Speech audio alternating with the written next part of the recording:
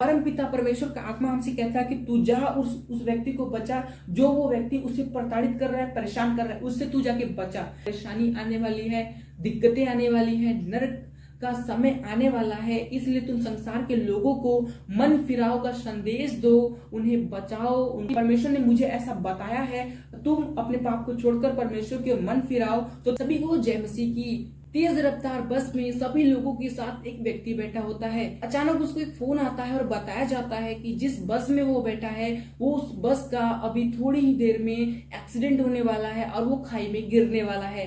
ये बात सुनकर वो परेशान हो जाता है, हड़बड़ाने लगता है कि तुरंत सामने वाला व्यक्ति कहता है कि तुम्हें खुद को भी बचाना है और बस में जितने भी लोग बैठे हैं उन सभी को तुम्हें बचाना है। ऐसा कहकर वो लोग फोन कट कर देते हैं। उसके बाद वो सोचने लगता है कि अब वो क्या करे, वो अपनी खुद को बचाए या उन सभी लोगों को बचाए जो उसके साथ बैठे हैं। अब वो सोचने लगता है कि अगर मैंने सबको बचाया तो सभी उठकर इधर उधर करने लगेंगे, या हो सकता है कि उनके इधर उधर करने से कोई भी नीचे ना उतर सके और सभी खाई में गिर जाएं। और वो दूसरा ये सोचता है कि मैं किसी को ना बताऊं और मैं खुद उतर जाऊं, कूद जाऊं बस से, जिससे मुझे छोटी मोटी चोटें आएंगी लेकिन मैं बच जाऊंगा।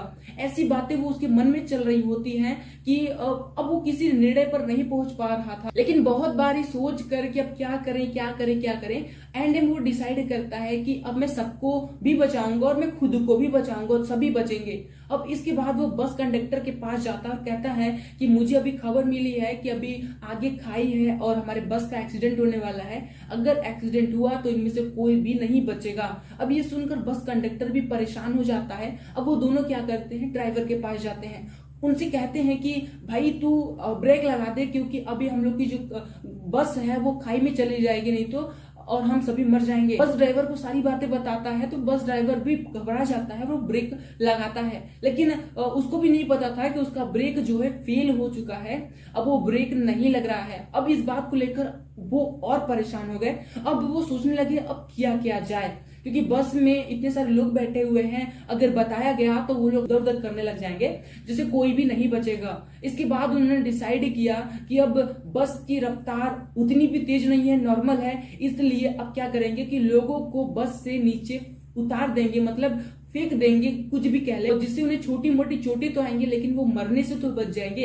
इस बात को डिसाइड करके, कंफर्म करके वो दोनों क्या करते हैं, जाते हैं बस के दोनों दरवाजे पर खड़े हो जाते हैं और बस ड्राइवर बस के स्टीयरिंग को संभाले रहता है जिससे अधिक से अधिक समय लगे उसको खाई तक पहुंचने में। तो इस प्रकार से वो चला रहा था। उसके बाद वो बस के बारी बारी करके सभी लोगों को बुलाते हैं और उनको सारी बातें बताते हैं और कहते हैं कि आप लोग शांत हो जाइए, आप लोग में से किसी को भी कुछ नहीं होगा। अब उसके बाद वो बारी बारी करके सभी को बुलाता है और धीरे धीरे करके एक एक को नीचे उतार देता है। कुछ को खरोची आती है, कुछ के पैर टूट जाते हैं, किसी के हाथ टूट जाते हैं, किसी में सर पे थोड़ी चोट आती है, लेकिन कोई भी मरता नहीं है। अब धीरे धीरे करके वो बस के सभी लोगों को नीचे उतार देते हैं। अब उसके बाद बस में 3 ही लोग बचते हैं, पहला वो व्यक्ति, दूसरा वो कंडक्टर और तीसरा वो ड्राइवर। अब वो तीनों सोच रहे थे कि अब कैसे हम निकले नीचे। तो अब ऐसा सोच ही रहे थे कि जो व्यक्ति होता है वो कहता है कि आप दोनों उतर जाइए, मैं आपके स्टीयरिंग को संभाले रहता हूं और मैं भी उतर जाऊंगा, मुझे कुछ नहीं होगा। अब वो उस ड्राइवर के सीट पर जाकर बैठ जाता है और स्टीयरिंग को संभालने लगता है और कहता है ड्राइवर और कंडक्टर से कि आप लोग आराम से कूद जाइए, अपने आप को बचाइए। अब जब वो वेट कर रहा था कि बस कंडक्टर और ड्राइवर दोनों कूद जाए उसके बाद मैं कूदूं, अब उसके बाद जब बस कंडक्टर और ड्राइवर कूद जाते हैं उसके बाद वो व्यक्ति भी कूदने की तैयारी करता है। अब वो स्टीयरिंग को संभालते संभालते दरवाजा खोलता है, जो ड्राइविंग सीट का दरवाजा होता है उसे खोलता है और खोलने के बाद उसे थोड़ा डर लगता है क्योंकि उसकी स्पीड जो बढ़ जाती है, लेकिन फिर भी वो हिम्मत करके कूद जाता है और वो अपने आप को बचा लेता है और उसकी बस देखते देखते देखते खाई में गिर जाती है। इस तरह से वो अपने आप को भी बचाता है और बस में जितने भी लोग बैठे थे सभी को बचाता है। अब इसके बाद उसे सभी लोग उसका धन्यवाद करते हैं उस व्यक्ति का, और उसको बहुत ज्यादा अप्रिशिएट करते हैं, उसका सम्मान करते हैं। उसके बाद जिस व्यक्ति ने उन्हें कॉल किया था वो भी वहां पर आते हैं कुछ समय के बाद और उस व्यक्ति से मिलते हैं और उसका धन्यवाद करते हैं और उसको भी अप्रिशिएट करते हैं और उसका सम्मान करते हैं। और उनके लिए एक स्टेज की तैयारी की जाती है और वहां पे उन्हें मेडल्स दिए जाते हैं और बहादुरी का मेडल दिया जाता है, उन्हें सम्मानित किया जाता है लोगों के सामने, और सभी लोग उन्हें एक सम्मान की दृष्टि से देखते हैं। अगर हम यहाँ पर देखें कि उस व्यक्ति ने दो ऑप्शन में से एक ऑप्शन को चुना कि हम दो लोगों को भी बचाएंगे, खुद को भी बचाएंगे। अब ये निर्णय करने के बाद उसके साथ क्या हुआ, वो सम्मानित हुआ, उसको इनाम मिले, बहादुरी पुरस्कार मिला। लेकिन अगर वो सेकेंड ऑप्शन को चूज करता कि मैं लोगों को भाड़ में जाने दूं, मैं खुद बचूं पहले, अगर वो खुद बस से कूद जाता और सभी मर जाते और वो व्यक्ति बचता, तो क्या होता? वो बचता तो वो उस व्यक्ति के पास जाता जिसने उसे कॉल किया था, वहां पे जाके कहता कि आपका थैंक यू, आपका धन्यवाद, क्योंकि आपने मुझे फोन किया और मैंने अपने आप को बचा लिया। लेकिन सामने वाले का रिएक्शन क्या होता? पहली बारी तो उसका रिएक्शन एक अच्छा सम्मान मिला, रिस्पेक्ट मिला उससे।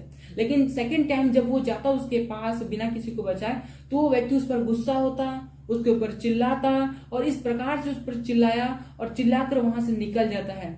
अब इसके बाद वो बहुत ही अपने आप को छोटा महसूस करने लग जाता है, और अब वो सोचता है कि काश मैं उन्हें बचा लेता। अब वो उसे डांट कर, उस पर चिल्लाकर, उस पर गुस्सा करके वहां से चला जाता है। लेकिन अगर हम देखें कि अगर उसने फर्स्ट ऑप्शन को चुना, इसलिए वो बचाया गया, उसको रिस्पेक्ट भी मिला, उसको सम्मान मिला, उसको मेडल भी मिला। इसी प्रकार से हम अगर वचन में देखें तो परमपिता परमेश्वर भी इसी प्रकार से हमें आने वाली परेशानियों के बारे में बताते हैं और कहते हैं कि हम उन परेशानियों को सॉल्व करें, उन परेशानियों से निकले और दूसरों को भी निकालें। जैसा कि हम जानते हैं कि ये जो संसार है उस बस की तरह है जिसमें सभी लोग बैठे हुए हैं। अब वो संसार की जो गाड़ी है वो धीरे धीरे धीरे धीरे खाई की ओर बढ़ रही है, मतलब नर्क रूपी खाई की ओर बढ़ रही है। और परमपिता परमेश्वर ने उस बस में बैठे अपने धर्मी व्यक्ति को, जैसे इस संसार में जितने भी धर्मी व्यक्ति हैं, उन सभी को वचन के माध्यम से बताते हैं कि परेशानी आने वाली है, दिक्कतें आने वाली है, नर्क का समय आने वाला है, इसलिए तुम संसार के लोगों को मन फिराओ का संदेश दो, उन्हें बचाओ, उनके मन को बदलो, जिससे वो नर्क रूपी खाई में गिरने से पहले उस बस से ही उतर जाएं। जिसे थोड़ी मोटी चोटें तो आएंगी लेकिन वो बचाए जाएंगे। वैसे ही अगर हम वचन पर चलते हैं, छोटी मोटी सताव तो आएंगे लेकिन हम क्या है कि हम बचाए जाएंगे। वचन में इस प्रकार से घटना भी है कि परमपिता परमेश्वर ने एक व्यक्ति को पहरुआ नियुक्त किया। उसने उनसे कहा कि जो मेरे दास हैं उन दासों पर एक विपत्ति आने वाली है, क्योंकि वो लोग बुराई में फंसे हुए हैं, वो लोग पाप में फंसे हुए, विचार में फंसे हुए हैं। तुम जाओ और उन्हें बताओ कि मेरी यह आज्ञा है कि वो लोग इसे छोड़ दे, नहीं तो मैं उन्हें कड़ा से कड़ा दंड दूंगा, उसे नरक की आग में झोंक दूंगा।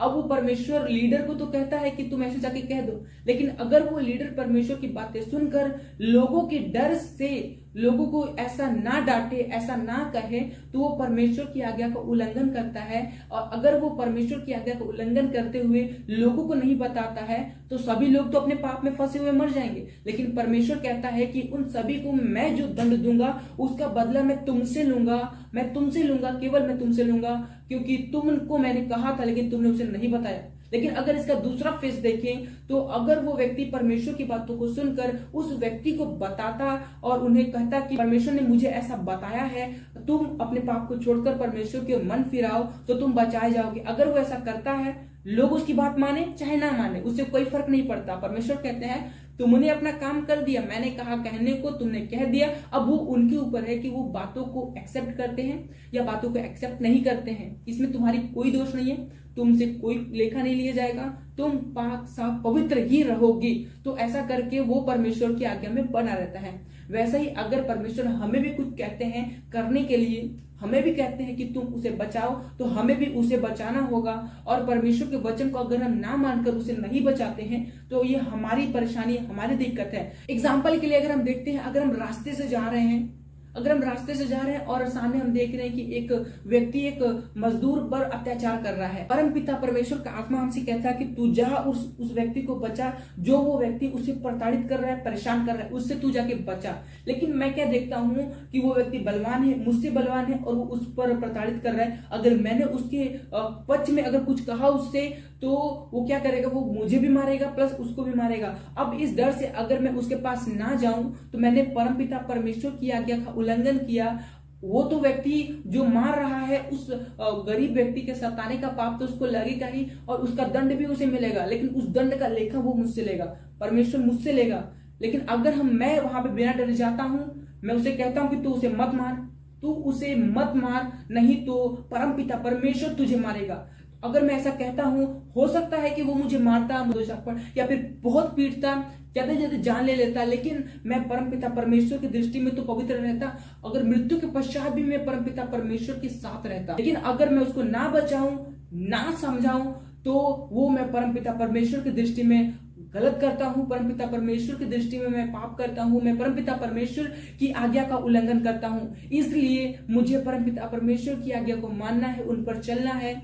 अगर परमपिता परमेश्वर ने हमें कुछ कार्य दिया है तो हमें करना है। तो आज का वचन केवल इतना ही था कि हमें परमपिता परमेश्वर की सुनकर लोगों को बतानी है, ना कि अनसुना करना है। हमें अनसुना बिल्कुल नहीं करना है, उनकी सुनना है, और जिसके लिए परमपिता परमेश्वर ने हमसे कहा है हमें वो उन्हें बताना है, उन्हें समझाना है, सही रास्ते पर लेकर आना है। तो चलते हैं, मिलते हैं नेक्स्ट वीडियो में।